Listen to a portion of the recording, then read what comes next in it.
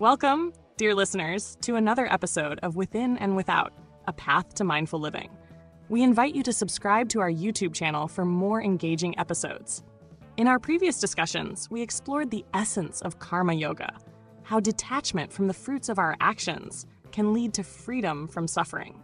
Today, we take this further, connecting karma yoga to meditation. Krishna teaches us that detachment is not just about renouncing results, but also about cultivating equanimity through meditation, paving the way to a steady and peaceful mind.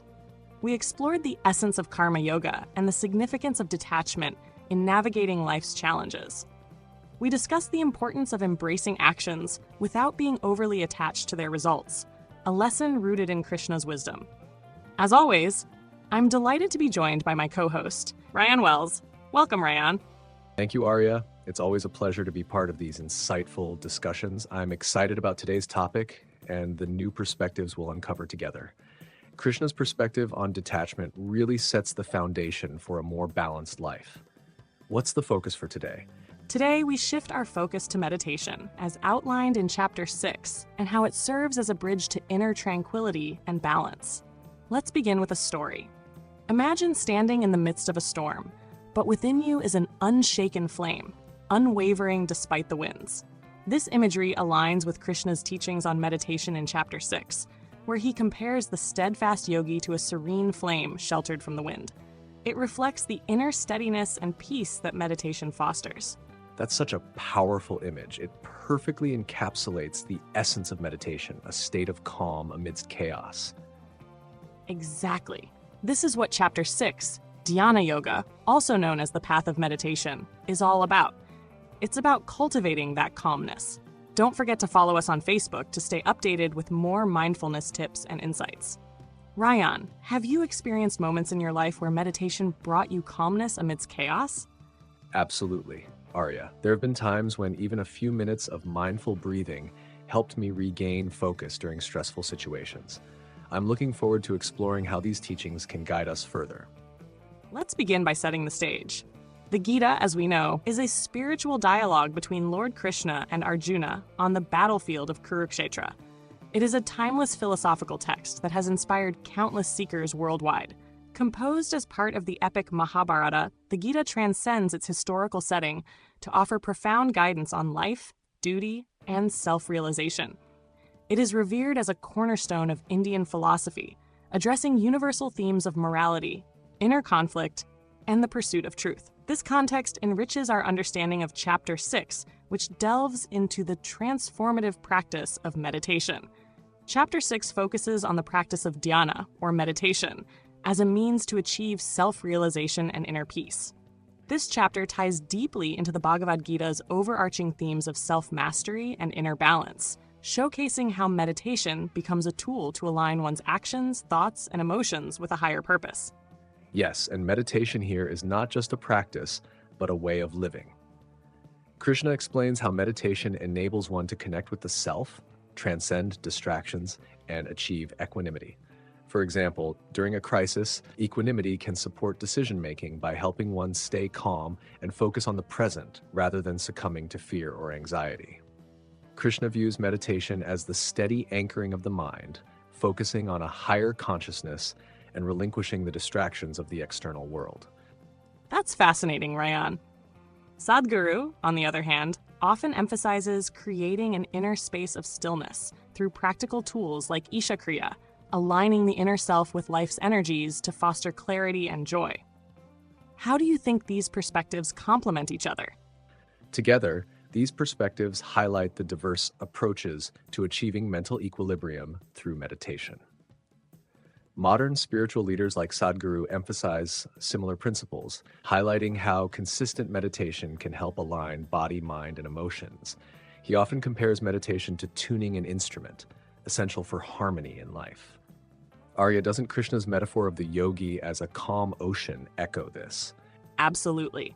In the Bhagavad Gita, Krishna describes the yogi who is unaffected by pleasure and pain, likening them to a calm ocean undisturbed by incoming rivers. This vivid imagery highlights how inner steadiness can create peace regardless of external circumstances. Similarly, Sadhguru's analogy of tuning an instrument reflects the process of harmonizing one's inner energies through practices like inner engineering and Omkar meditation, bridging ancient and modern methodologies for achieving equanimity. And Krishna's view of equanimity, viewing success and failure with the same lens, demonstrates how meditation fosters resilience and impartiality in the face of life's dualities. Arya, what's one key question we aim to answer in this episode? Great question, Rayan. The central inquiry today is, how can meditation help us find balance and clarity in the chaos of modern life? As we explore, we'll share relatable insights and actionable steps for mindfulness. Let's start with Krishna's emphasis on self-discipline.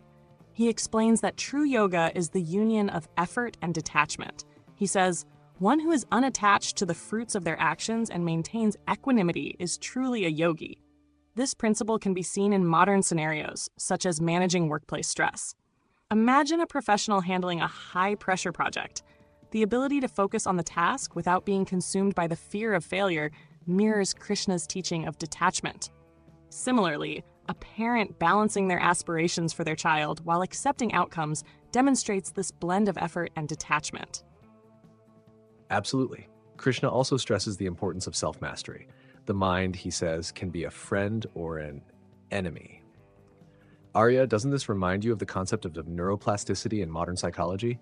It's the idea that we can train our minds to overcome negative patterns by forming new neural pathways.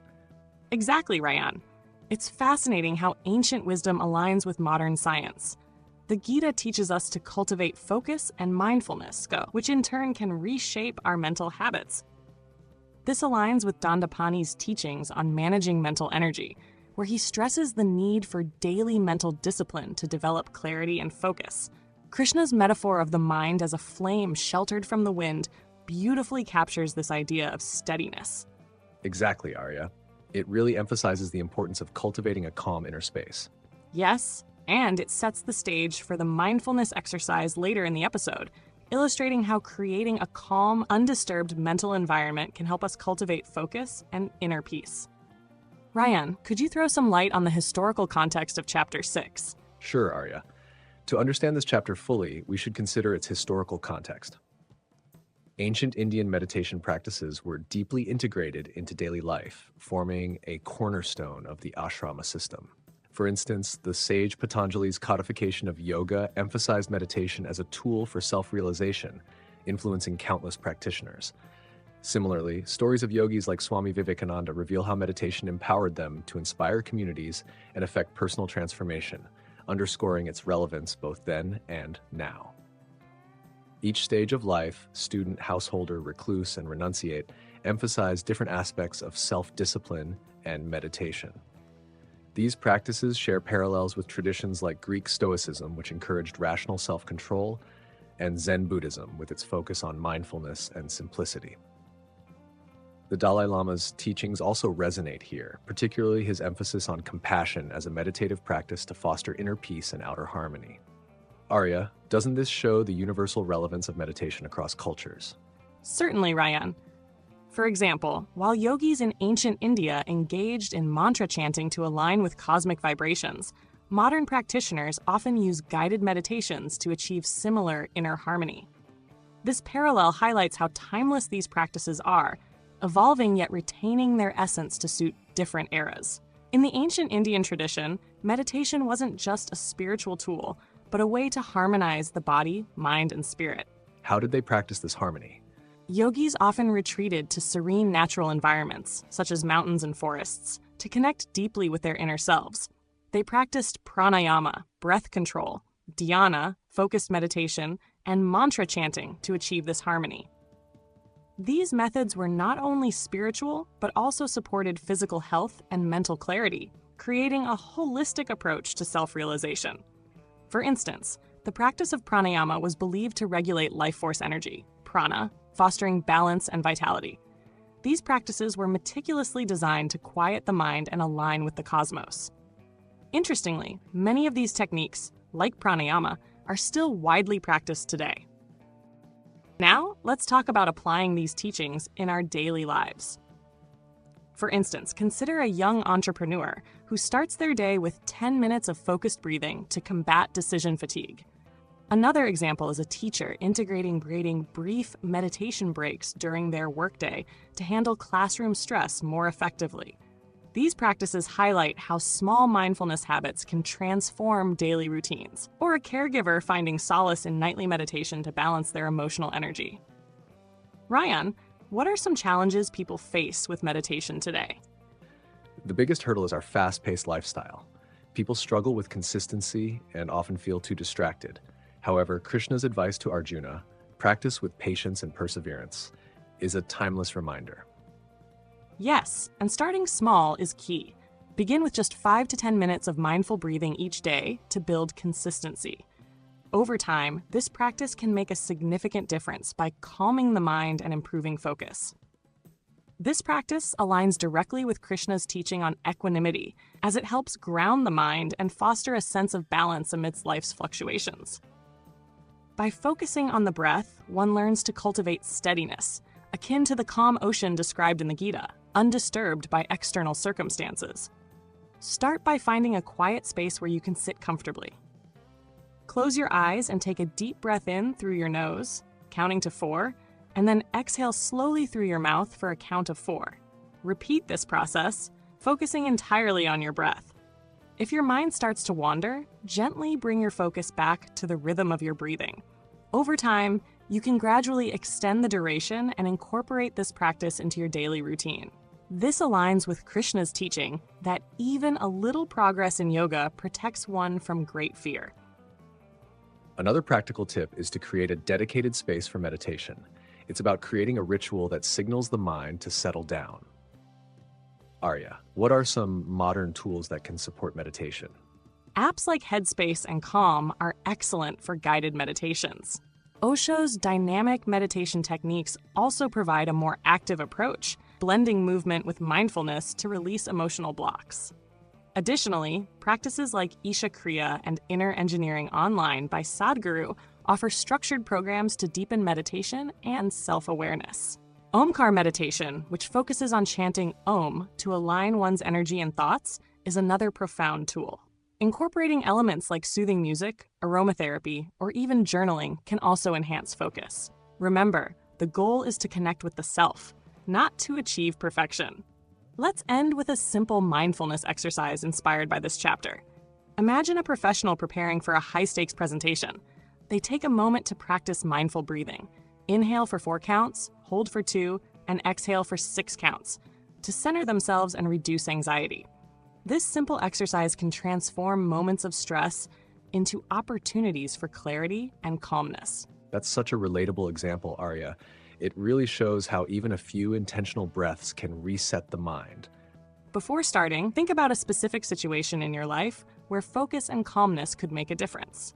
Reflect on how meditation could help, much like Sadhguru's idea of creating an inner space of stillness, unaffected by external turmoil. That's a powerful connection. How should beginners approach this exercise? Beginners can start with deep breathing. Inhale for 4 counts, hold for 2, and exhale for 6 counts, focusing solely on the rhythm of their breath. For intermediate practitioners, visualize a calming image like a still lake or a warm, glowing light to deepen focus. Advanced practitioners might practice breath awareness combined with a mantra, such as silently repeating Om or Soham with each breath. These adaptations ensure everyone can find a technique suited to their needs. Close your eyes and sit comfortably. Focus on your breath as it flows in and out. Imagine a steady flame within you, unwavering and calm. If your mind wanders, gently bring it back to your breath. Rayan, do you think such moments of mindfulness can create a lasting impact on one's daily routine? What does this remind you of? Calming and grounding, Arya. It reminded me of how even a brief moment of mindfulness can anchor us amidst the chaos. Your mindfulness exercise reminds me of Sadhguru's Kalpavriksha meditation, which similarly focuses on creating clarity and aligning inner intentions. Would you agree these approaches both emphasize resetting amidst life's turbulence? Both approaches, whether through mindful breathing or Sadhguru's Kalpavriksha meditation, emphasize grounding ourselves. The ultimate goal is to connect with clarity and create space for inner transformation. It's a powerful reminder of how diverse techniques can serve the same purpose. Now we'd love to hear from you, our listeners. Take a moment to journal your thoughts on today's discussion. Reflect on a specific challenge you've faced recently and consider how meditation could help you overcome it. Share your reflections in the comments or on social media. How do you integrate mindfulness or equanimity into your daily life? Here's a challenge. Meditate for 5 minutes each morning this week and jot down any changes you notice. What insights do you gain? We value your insights. Your feedback could help shape future episodes.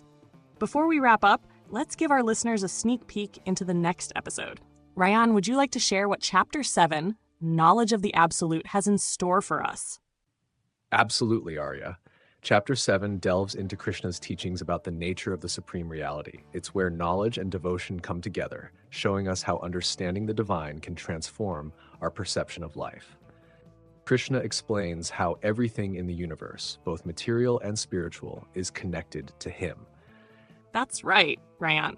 We'll also explore how devotion, or bhakti, becomes a path to accessing this knowledge.